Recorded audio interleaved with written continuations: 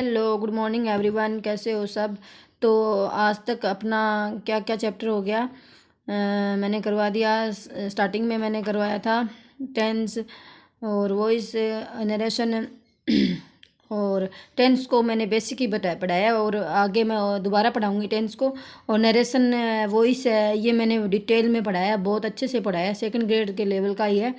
तो देख लेना और लाइक कमेंट शेयर कर दिया करो, सब्सक्राइब कर लिया करो मेरे चैनल को। और क्या क्या हो गया, क्लोज हो गया, लेकिन फिर से एक बार वापस स्टार्ट कर रहे हैं। आज हम क्या कर रहे हैं, स्टार्ट क्लोज। तो प्लेलिस्ट में जाके और देख लेना क्या क्या चैप्टर हो गए और क्या हम लोगों ने कर लिया। मतलब अपने लगभग हो गए होंगे 10 या 12 के लगभग चैप्टर हो गए होंगे।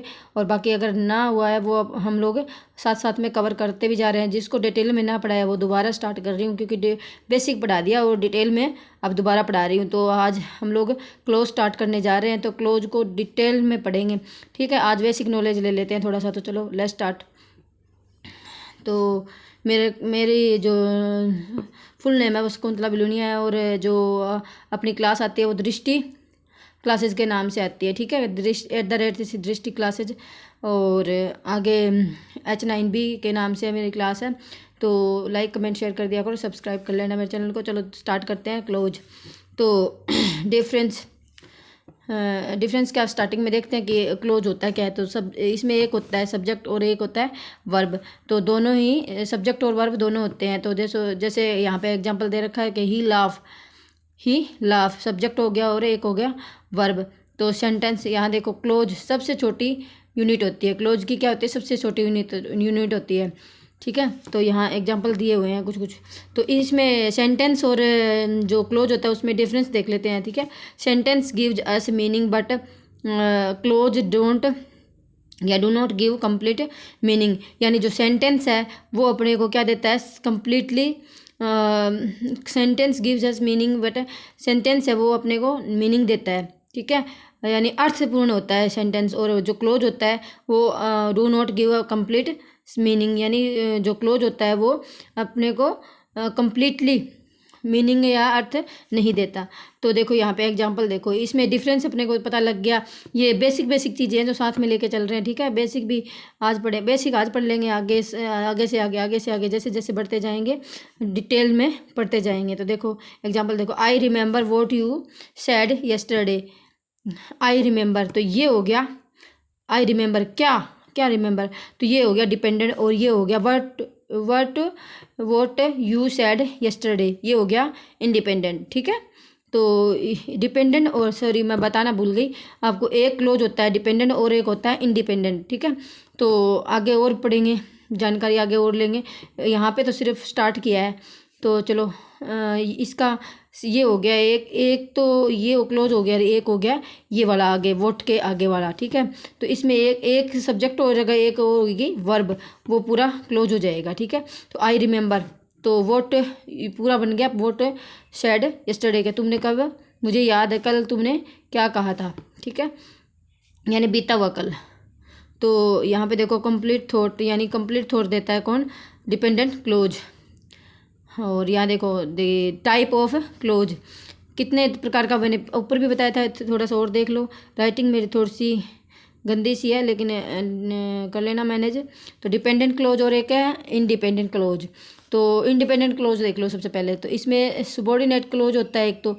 ठीक है, और इसको एक इंडिपेंडेंट क्लोज के नाम से भी जानते हैं। तो इंडिपेंडेंट क्लोज के नाम से तो जानते ही हैं, लेकिन सबॉर्डिनेट क्लोज भी कहते हैं इसे। ठीक है, तो यहाँ पे देखो डिपेंडेंट क्लोज में क्या होता है, नाउन क्लोज होता है, एडजेक्टिव क्लोज होता है और एडवर्ब क्लोज होता है।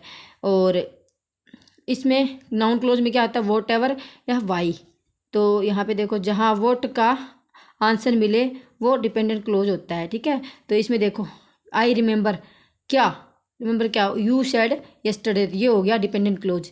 इसका मतलब ये हो गया डिपेंडेंट क्लोज, ये हो गया इंडिपेंडेंट क्लोज। ठीक है, तो आगे देखो और देखते हैं। जैसे इसमें क्या है, एडजेक्टिव क्लोज में क्या क्या आता है, who, where, which, that, whose, when, why, किसी पर्सन और थिंग की बात करते हैं। ठीक है, who, where, which, that, whose, when, why. Let's start next. तो यहाँ तक हम लोगों ने पढ़ लिया और इसमें बता ही दिया मैंने कि आई रिमेंबर क्या का उत्तर आए ना, वो क्या होता है अभी बताया था ना। ये रहा, कहाँ पे है, ये रहा, जहाँ वोट का आंसर आए वो कौन सा होता है, डिपेंडेंट क्लोज होता है। ठीक है, जहाँ पे वोट का आंसर आए, तो यहाँ पे क्या है, वोट, क्या वोट, ये यू शेड यस्टरडे। ठीक है, समझ गए। आगे स्टार्ट करते हैं, चलो। ये देखो यहाँ पे है डिपेंडेंट क्लोज, नाउन क्लोज, जो उस चीज़ के बारे में बता दे वो ही नाउन क्लोज होता है। यानी जो चीज़ के बारे में दिया हुआ वो बता दे वो नाउन क्लोज होता है। That acts as a noun, जो एक नाउन की यानी संज्ञा, हिंदी में बोले तो संज्ञा की तरह काम करता हो। अब यहाँ पे देखो example, do you know that he was ill. अब किसी की क्लास देखी हुई तो वो ये मत सोचना वही पढ़ा रहे। हाँ, क्लोज मैंने वापस स्टार्ट किया है, थोड़ा सा इसमें ऐड ऑन करते जाऊंगी मैं, जो मिस हुआ है उसको ऐड करते जाऊंगी। और मैं फिर से सेकंड बार अपने चैनल पे पढ़ा रही हूँ क्लोज। तो किसी की देखी हुई तो क्या ये मत सोच लेना भी वही है, इसमें ऐड होता जाएगा। ठीक है ना, जो मिस हुआ है, जो कमी है इसमें वो कंप्लीट होती जाएगी, इसमें ऐड होता जाएगा। जो भी अपने एग्जाम में ओरिएंटेड है ना वो इसमें ऐड होता जाएगा। सेकंड ग्रेड लेवल तक का इसमें ऐड होएगा। ठीक है, तो फर्स्ट क्या दिया हुआ है example, do you know that he was ill. तो डू यू नो क्या, तो दैट ही वॉज इल, क्या है, वो बीमार है। तो ये हो गया एक क्लोज। तो I believe that I will pass the test या एग्जाम। तो मैंने क्या कहा था कि जो क्या का उत्तर दे वो कौन सा होता है, डिपेंडेंट क्लोज होता है। तो ही वॉज इल, तो ये हो गया यहाँ पे डिपेंडेंट, ये हो गया इंडिपेंडेंट। डू यू नो, क्या तुम जानते हो, ये इंडिपेंडेंट हो गया। ठीक है, आई बिलीव क्या believe I will pass the test या एग्जाम। तो इसमें डिपेंडेंट और इंडिपेंडेंट क्लोज भी आपने को ध्यान रखना कौन सा है कौन सा नहीं है। If you know that you don't या डू नॉट गो देयर, दो क्लोज हो गए ना यहाँ पे। ये सब्जेक्ट हो, ये इफ़ क्लोज वाला है। इफ़ यू ये सब्जेक्ट हो गया, ये वर्ब हो गई, ये सब्जेक्ट है, ये वर्ब है, ये दैट कंजक्शन आ गया या कनेक्टिव वर्ड आ गया। You do not go there, तो इसमें भी एक सब्जेक्ट आ गया और इसमें एक आ गई वर्ब। ठीक है, ये हेल्पिंग वर्ब है, गो देयर। आई थॉट मैंने सोचा। वोट सी